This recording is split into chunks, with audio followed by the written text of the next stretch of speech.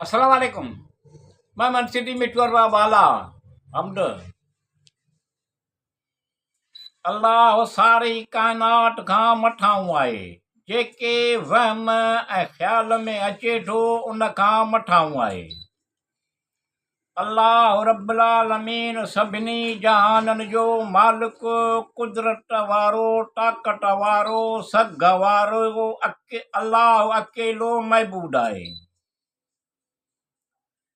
अल्लाह सारी काइनात खां मथां आहे। जेकी वहम ऐं ख़्याल में अचे उन खां मथां आहे।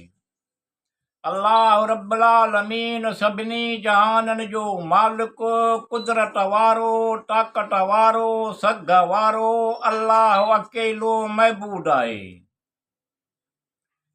संदसि को सानी नाहे। अल्लाह पनाह ॾींदड़ बेपरवाह आहे। संदसि वॾाईअ जो शान ही आहे त हर वॾाईअ जे आख़िर हद संदसि बारगाह ताईं पहुचंदी आहे। न उन्हीअ कंहिंखे ॼणियो आहे जो कंहिंजो पीउ थिए ऐं न को शख़्स उन्हीअ मां ॼाओ आहे जो उन जो पीउ थिए ऐं को हिकु बि उन जे बराबरि ऐं उन जहिड़ो न आहे। न अॻु हो न हाणे आहे ऐं न कीअं आईंदा थींदो।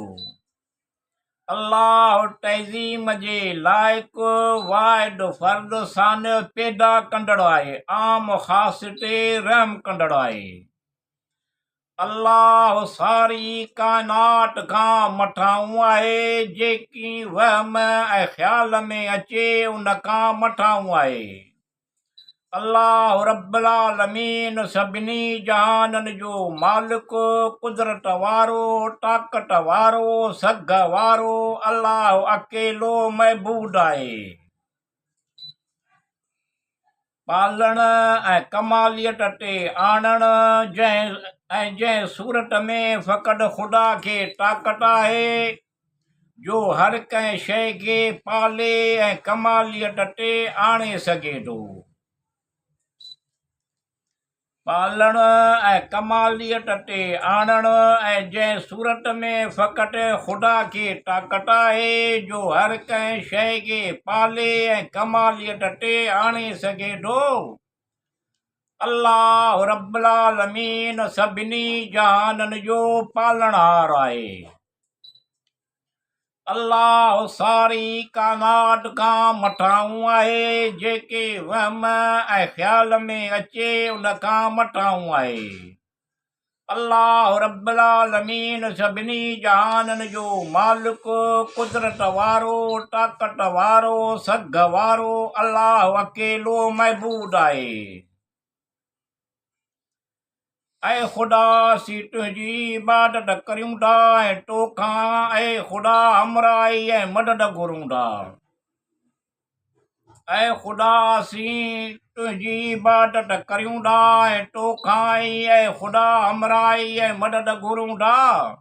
असांखे सिधी वाट ॾेखार, वाट उन्हनि जी जिन ते तो इनाम कयो ऐं न उन्हनि जी वाट जिन ते ॾमर थियल आहे। अल्लाह अल रहमान अल रहीम आहे। अल्लाह सारी काइनात खां मथां आहे। जेकी वहम ऐं ख़्याल में अचे उन खां मथां आहे।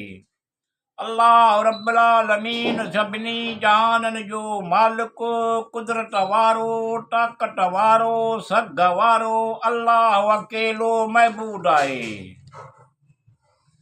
अल्लाह जा 99 इस्म मुबारक आहिनि। या अल्लाह शैतानी विसवसनि शैतान जी शरगाह तूं पनाह घुरां थो। तूं पनाह ॾे, ख़ैर बरकत, सिहत, तंदुरुस्ती, नेमत हज़ार अता कर। अल्लाह जा 99 इस्म मुबारक आहिनि। या अल्लाह शैतानी विसवसनि खां पनाह घुरां थो। शैतान जी शरगाह तूं पनाह ॾे, ख़ैर बरकत, सिहत, तंदुरुस्ती, नेमत हज़ार अता कर। सभु हमद, शुक्र, एहसान अल्लाह लाया है अव्वल आखिर ज़ाहिर बातिन अल रहमान अल रहीम करीम रब्बुल आलमीन अल रऊफ़ हकीम रशीद हक रोज़ी ॾींदड़ रहम कंदड़ मौला करीम रहीम लाए। अल्लाह सारी काइनात खां मथां आहे, जेके वहम ऐं ख़्याल में अचे, जेकी वहम ऐं ख़्याल में अचे उन खां मथां आहे। अल्लाह रब्बुल आलमीन सभिनी जहाननि जो मालिक, कुदरत वारो, ताक़त वारो, सघ वारो, अल्लाह अकेलो महबूद आहे।